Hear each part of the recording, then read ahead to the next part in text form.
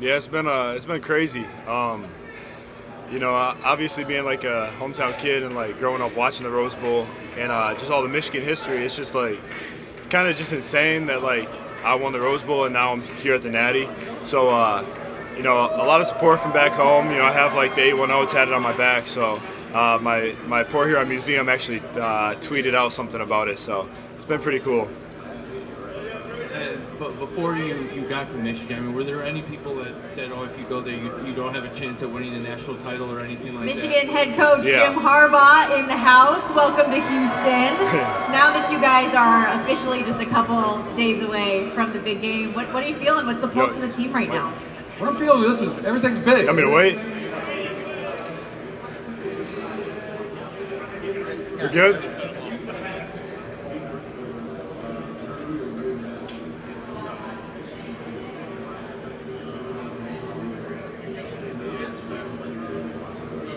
No. Okay.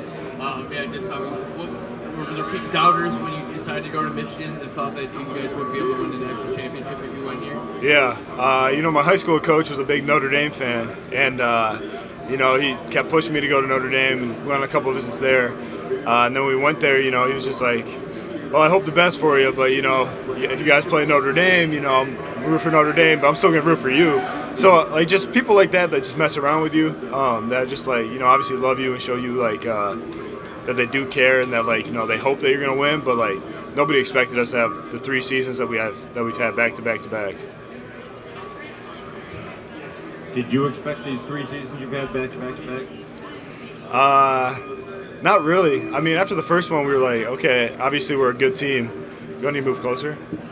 Or keep hearing feedback. There we go. So obviously, like after the first year, we had a great season and went to the Capital One Orange Bowl or whatever. So then when we kind of just kept carrying it on to the next year, it was just like, wow, we are like that. We have built something really strong here in the foundation with the younger guys that come in being able to learn. So just kind of when we have the leaders that we do have on this team, it's just kind of not really surprising that you do have the seasons that you do. So at the start of from the way last season ended to the start of this season to now, what was the toughest part of this run for this year? The toughest moment or obstacle or whatever? I would say the unknown. I feel like it was every day something new was happening, like from the program or, just all the media that was coming out of everything. So that was kind of tough of just trying to stay focused. Like we got to Penn State and as soon as we landed, we found out Coach Harbaugh wasn't going to be with us. So I think just the little things like that, we stuck together pretty much this whole season just as a team. And that's been a big thing for us is just stick together and, whatever comes, we know we're going to be able to battle through it and come out on top. Can you tell me a little bit about your injury in high school and battling back from that to get to this point? Yeah. So that was the hardest thing I've ever faced. When it happened, I was supposed to early enroll, and I was expecting spring ball and all that. So as soon as I tore my knee up, I got surgery on it from a Michigan doctor or whatever. So I felt like I was going to be back for spring ball. It was only going to be like 6 or 7 months. Excuse me. And and then COVID happened. So I only really got 3 or 4 months of rehab on my knee. So then I had 3 months without it. So it kind of set me back a little bit. And then my whole freshman year was kind of just a wash because, the setback and all that. But mentally it was really hard. But at the end of the day, I just kept focusing with the doctors and trusting them and I guess really just grinding at getting the knee back and learning how to run again. So I'm happy that it did happen to me because it taught me a lot of things. But it sucks at the same time. What was the biggest lesson you learned from all that? I would say trust the professionals, whether it be your coach or a doctor or, anybody that is specialized in a field. Just trust them. They'll tell you you'll be back, you'll be good, but, you have your doubts and you have people that doubt you and saying you're not going to be back to where you are. So I would say trust them and just really believe in yourself because, at the end of the day, if nobody believes in you, you have to believe in yourself. So that's been a big thing for me is, I came here with, a couple first-rounders in front of me and people telling me, my freshman, sophomore year, he's just not going to play, he's not ready, he needs to transfer.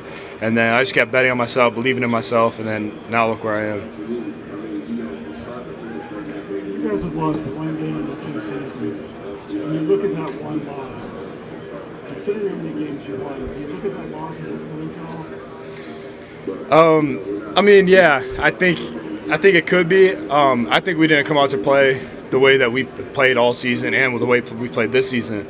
I feel like we were kind of looking ahead a little bit, and we said we were locked in and focused, but I think at the end of the day we were really so focused on Georgia with what they did to us the year before that we kind of looked past. But I mean, I think we've shown that we are the number 1 team in the country, and that we don't really expect to lose. We expect to go out there and win. So I kind of look at it like that a little bit, yeah. So when the next week, when TCU went out and played Georgia and got killed, did you guys have any reaction to that? Like, that should have been us? Or did you not even watch or pay attention to it? Yeah, I didn't watch the game. I saw it on Twitter, and I saw it on some ESPN stuff that was just coming up. So I didn't watch the game. We were actually in Florida for a little bit of a break before school started. So I was just kind of soaking in the Rays and just kind of hanging out, and then catching it when I look at the score. But I didn't want to focus on it because I should have been us. How much do you know? How much have you learned about the '97 Michigan championship team? Yeah, we've learned a lot.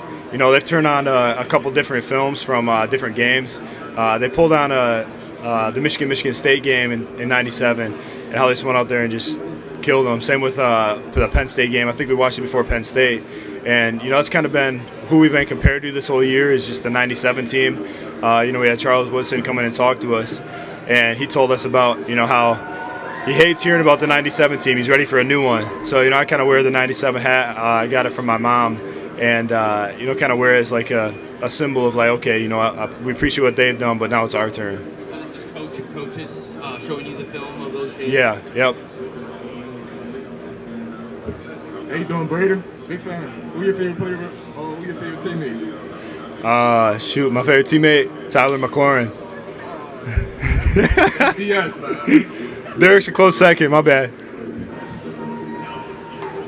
Braiden, I'm curious, given everything that happened this year, with the Big Ten, them suspending Jim, all that, how do you feel about the conference now being able to claim Michigan's success? Let's say, look at how great the conference is. Yeah, I would say a bittersweet because, obviously we wanted the support from our conference and, the teams we have played, a shout out to a couple of coaches that, after we played them, they're yeah, they were that good. But then you have the other coaches that, will go and, try to go behind our backs and kind of, say stuff that we, may or may not be true. And then after wins, they'll be oh, yeah, they were a good team, we're the part of the Big Ten. So, I don't really know all the if anybody said anything, but at the end of the day, we are all part of the Big Ten, and we support any Big Ten team that's playing in the bowl games, especially if they're playing SEC teams or whoever. So at the end of the day, we just want support from everybody else, and but at the end of the day, we've been like that. You don't really need to make excuses and then I'll jump on. So in some ways, do you think that all of that actually ended up making you guys stronger and a better team at this point of the season because you had to go through it? Yeah, I think it definitely did. Because I think it was the first 3 games when we had 3 different head coaches the first 3 games. We all just really locked in and we were it's a head coach, but we got 3 different ones, but who cares? It's us going out and playing. It's what we do. They're gonna make the play calls, but at the end of the day, we got to go out and stop them, or we got to go out and score. So I think just us as a team and our brotherhood we do have has really brought us really, really close together. And you can see it just when you walk around. Everybody loves each other, and we all go to battle for each other. And at the end of the day, we're all we got. Coaches can leave tomorrow, and players obviously can too now. But we definitely all stay in contact, especially with guys even that have left. So part of the culture right now for every program is how they handle NIL. How do you feel like Michigan's done as far as using NIL, but also maintaining culture with the introduction of a lot of money into the locker room? Right. I think everybody's talked about it since the beginning is Michigan's doing it the right way. We're not just funneling money into recruits and stuff like that. And it's kind of a big thing for our locker room culture is if you're a playmaker, if you're a starter, you're the ones that are going to be seeing the NIL benefits. So I think that's a big thing that is really good that Michigan's doing. We're doing it the right way and making sure that the people that are making plays on Saturdays are getting paid, and not the 5-star recruits that haven't done anything for the university yet. But I mean, the Champion Circle, Valiant, they've done a great job, and it's just going to keep getting better as the years go on for the guys. It's kind of crazy for you. I know you are one of a group of guys who will have a decision to make after this year. To see them start up this fund the other day, and it's like, oh, in 3 hours, there's $100,000. Right. Like, that's got to be pretty crazy to watch. It's like, oh, man. Yeah, we were all on the bus to the hotel after the flight, and we saw it, and we were like, I think it was at like 53, and then at night I looked and it was at like 100 and some. I was like, wow. It just shows the kind of support we have, and how the Valiant and the Champion Circle do such a great job of getting that out there to get money raised that quick. Braiden, nobody seems to be able to touch Michael Penix in the pocket. He moves around, he avoids the blitz. One thing you guys do differently than maybe Texas is they blitz off one side, bring one guy. You guys seem to just 4-man get pushed back. So what's the approach with him, being how good he is at avoiding rushes coming from one side or the other? Yeah, I mean, he's a really good quarterback. We played him in 2020, I'm pretty sure. And, we kind of know what to expect right now of if he sits back in the pocket, he's going to make plays. If he rolls out to his left, he's going to make plays. He's a good scrambler. I mean, it's a good offense. They live off explosive plays. So when we have a D-line as deep as us that, we can rotate and we can still get fresh bodies in there and be able to go out and do what we're supposed to do, I think it's a big benefit for us going against an offensive line like that. More follow-up on that. You said 2020, I didn't, so I'll ask you that. Is there any talk of revenge? I mean, he's the only Indiana quarterback since 1987 to beat Michigan. Has that been discussed at all this week? Not really.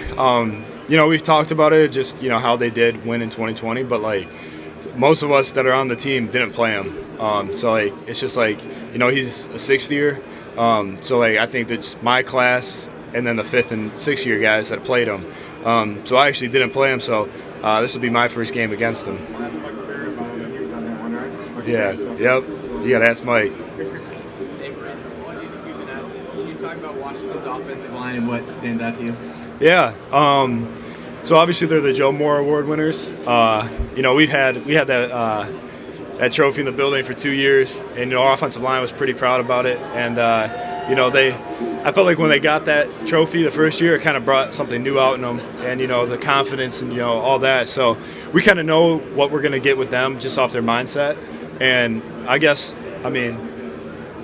obviously they're Joe Moore Award winners, so it's like we know we got to bring it to them. We got to bring it to them quick, because if you get them confidence and get them, rolling, it's just like our O-line that it just keeps going, and it's just going to be hard to stop. So it'll be good. Texas wasn't able to sack Michael Penix Jr. a single time. He was comfortable in the pocket. Just how important is it for this defense to be able to get to Michael Penix Jr.? Yeah, I think it's a big key. When he's comfortable back there, I think he makes really good plays, but we need to get him uncomfortable. That's going to be one of our big type things that we're going to do. Just cover the guys and get pressure. So if we can get back there and cause havoc, kind of like how we did against Alabama, I think it'll go well for us. No problem. If you were to look at the start of the season, would you have ever guessed you'd be playing Washington in the championship game? They haven't been with the big boys for a while. Yeah, I wasn't really expecting to play Washington. I mean, there's a lot of good teams that could have been here. Obviously, we played Bama. Georgia, they just got left out the playoffs by 2 spots. Florida State. So it's just kind of wow, they really are 14-0. They did come through the Pac-12, beat Oregon twice, beat Texas. So we know they're a good team. We know what to expect. But yeah, I'm happy for them. It's going to be a good matchup. Braiden, going back to the comment about Washington's Joe Moore Award-winning offensive line, do you feel, as a defensive lineman, any sense of pride in this matchup, to maybe go out and show that they weren't deserving of winning the award or proving anything like that? Yeah.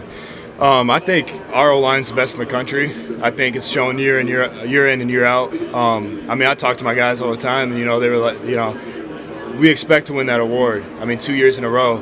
But it's kind of like last week. Everybody kept talking about how great Bama was, how big their O-line was, and we went out there and dominated them. We won the game on fourth down stop on the goal line, and both our edge guys just knocked their tackles back. So I think playing a team that won the award, they obviously have that sense of confidence, and they think that they are the best O-line, and it's up to us to go out there and show them that our O-line is the best. So it'll be good. How strange is it to have the old Big Ten play the new Big Ten? What'd you say? Sorry. How strange is it to have the old Big Ten play the new Big Ten Washington coming in next year? Yeah, it's really weird. Think about like teams from the West Coast that are going to come over and play in the Big Ten.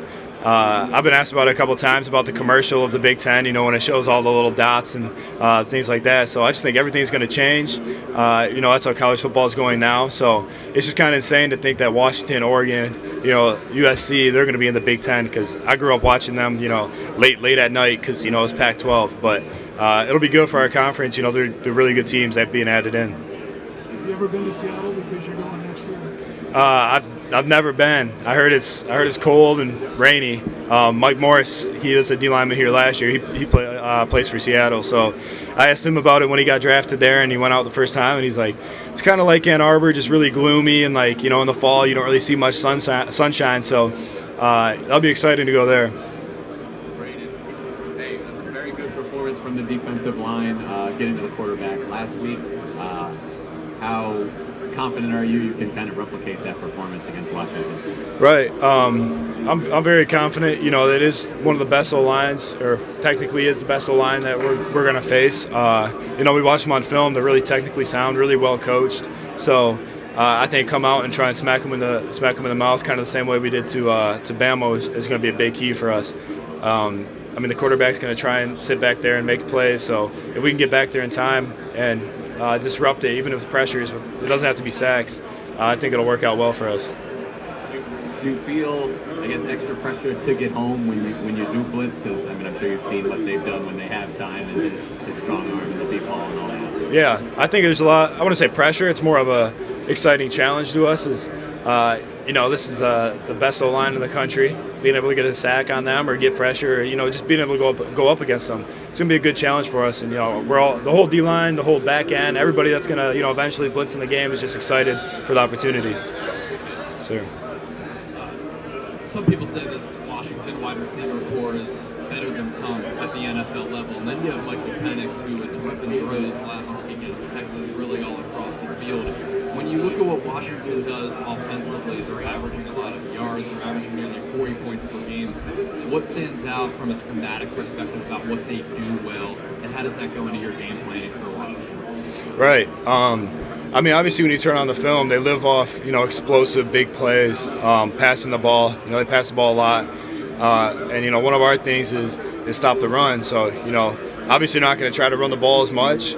But when we do see the film of how he sits back there, and when he has time, he can, dice up defenses and really make all the throws on the field. He's got a cannon, so it's like, we got to get back there as quick as possible. But our DBs are ready. We've faced a lot of good wide receivers this year. Marvin Harrison and Mecca and Buka. That's a good receiving core too. And I feel like they did really well against them. So I know they're excited for the challenge, and I know they can't wait. So I'm excited to watch them. I don't know if you just asked that, but how important is it not just to get sacks, but just to get pressure on Penix, just to make them know that you're there? Yeah. For the defense, it's our number one thing. Obviously, stop the run, but it's like get pressure back there because, if he's uncomfortable, no quarterback's going to be as good when they're uncomfortable. So that's just something we're excited for, and, it's going to be a good opportunity. And, if you do get pressure on him, hopefully get him to throw a ball that he doesn't want to throw and have our DBs jump on it or vice versa and get a sack. So, just playing defense, like complementary defense with our DBs and our front seven is going to be a big part of this game. And then, talk about the two different animals. Obviously, last week you had Jalen Milroe. That's a whole different animal. A guy that can just run all over the place at any certain moment. Now, you're preparing for a guy that can just throw a deep ball on you and throw a dime down the field. Just going from game to game. How tough is that? Yeah, it's definitely difficult. You think about it, it's like, okay, we just played a huge O-line that averaged 350, 360 across the whole line. And, these guys are a little bit smaller, but, more athletic, won the Joe Moore Award. Same with, the quarterbacks, like you said. We watch film where, Penix has been sitting back, been looking deep, and in a split second snaps his head and throws cross-field past, their check down. So He's a very good quarterback. He can make all the throws. We're excited for the opportunity to be able to go against him, and just excited for the game.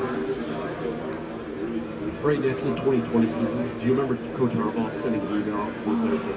You said what? After 2020, do you remember Coach Harbaugh sending an email out to the entire team? I'm pretty sure. Yeah, I'm pretty sure. I think it was a long email or something. Yeah, just kind of like turn this around. It's a fluke year, COVID year. We trust you guys, trusting us. Like, I'm pretty sure that's what it was. I wouldn't say emails, but we get long texts from him all the time of where he'll send us a poem or something that he thought about, kind of gets us going. He's big on sharing his ideas with us and us sharing our ideas back. So I think with him being able to be the type of guy he is and coach the way he coaches. Ladies and gentlemen, please stand by as Michigan players rotate podiums. But yeah, I think it's very good. He shares his ideas, we share ours, and it's just an open conversation all the time. Do you think that email in 2020 was needed? Yeah, I definitely do. I don't think our culture was where we wanted it to be, and he's the main guy when it comes to culture. He controls it all. Obviously, we do too. But when he sends out an email like that, it just helps the team understand he's with us. We're all together. We're gonna fight back, and especially with guys like Aiden that we're still here. He was just called team meetings with just players only, just things like that to get us back on the right schedule. Hey Braiden, just last quick question here. After having about 3 to 4 weeks to prepare for Alabama, you have just a normal game week again. Finally, 7 days to prepare for Washington. Are you guys happier? You guys have a normal game week again? Does it feel more normal this past week preparing for Washington than you had to do for Alabama? Yeah, I think it's. For me, I like it more because, it's just a quick turnaround. Get ready to play the game. Kind of when you sit there and prepare for a team for 3-4 weeks, you start to overthink it a little bit. Start thinking you're playing Superman. Everybody talking about how great he is. So, with us being able to do a quick turnaround, focus on what we need to focus on, and know exactly what we're gonna get, and kind of just game plan off that. It's exciting for us because we play a game in 2 days. So, yeah, I like this fast turnaround. I don't really like the whole sit and wait. 2 weeks is kind of pushing it, so 3-4 was a lot. Yeah. Awesome. Thank you, guys. We're going to walk over there. Phil, will you make sure this is lined up right?